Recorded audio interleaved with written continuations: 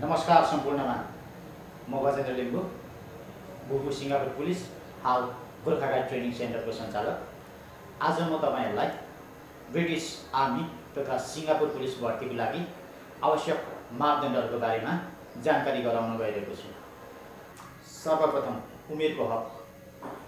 उमेर 18 वर्ष पुगेको र 21 वर्ष ननागेको हुनुपर्नेछ।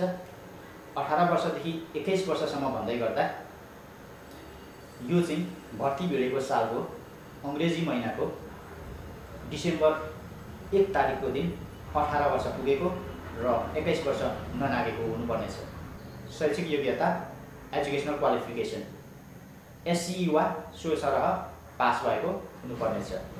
एससीई मा कम्तीमा पनि 5 वटा विषयमा सी ग्रेड आएको हुनुपर्नेछ भने अंग्रेजी र गणित यानी कि म्याथ र इंग्लिशमा अनिवार्य ग्रेड सी आएको हुनुपर्नेछ।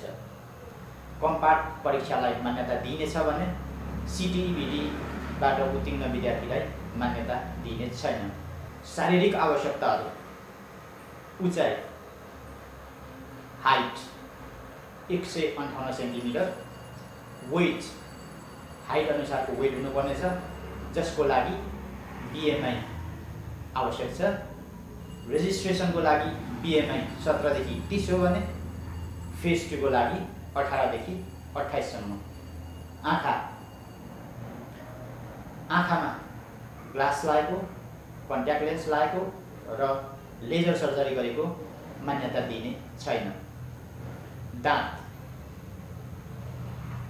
अगाडिको 8 वटा दाँत, तलको 4 माथिको 4 गरेर जम्मा 8 वटा दाँत एकदमै मिलेको राम्रो हुनुपर्नेछ भने पछाडिको 2 वटा दाँतसम्म फल्ट दिइनेछ। फल्टमा भरेको उपस्थित लागेको मान्यता दिइनेछ। र बाँकी अरु शारीरिक अवस्थाहरूमा जस्तै हाइपर एक्सटेन्सन, नक नीज, कपाल फुलेको, घाउ खटिरा दागहरूको बारेमा चाहिँ म तपाईहरुलाई अर्को भिडियोमा विस्तृत जानकारी गराउनेछु। डकुमेन्ट्स कागजपत्रहरू सर्वप्रथम क्यान्डिडेटको नागरिकता, पासपोर्ट, एससीई को सम्पूर्ण डकुमेन्ट्सहरू, क्यान्डिडेटको बुवा आमाको नागरिकता र थप डकुमेन्टहरूमा यदि क्यान्डिडेटले बिए गरेको छ भने बिहा दर्ता, यदि क्यान्डिडेटको बालबच्चा छ भने जन्म दर्ता र अरु आवश्यकता परे अनुसारको डकुमेन्टहरूमा जस्तै आवश्यकता परेमा बाउआमाको बिहा दर्ता, आवश्यकता परेमा मृत्यु दर्ता, आवश्यकता परेमा बसैँसराई प्रमाणपत्र, आवश्यकता परेमा कास्ट भेरिफिकेसन सर्टिफिकेट र आवश्यकता परेको खण्डमा अरु डकुमेन्टहरू पनि बुझाउनु पर्ने हुन सक्छ।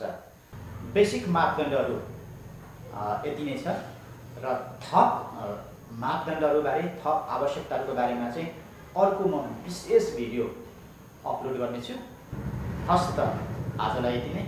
धन्यवाद। जय गोर्खा।